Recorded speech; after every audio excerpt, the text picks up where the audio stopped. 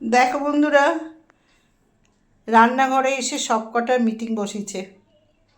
দেখো, আমি ওই কাপড়টার মধ্যে পা দিয়ে কাজ করি,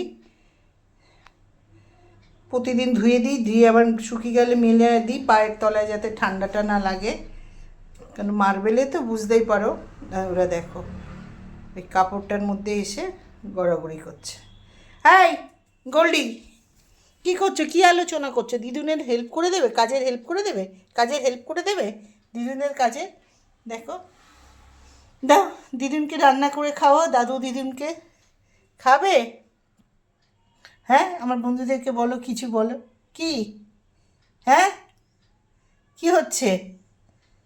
কি হচ্ছে বলো। দেখো, খুব বুঝে গেছে, খুব বুঝে গেছে না, ফোনটা খুব বুঝে গেছে না, খুব বুঝেছো।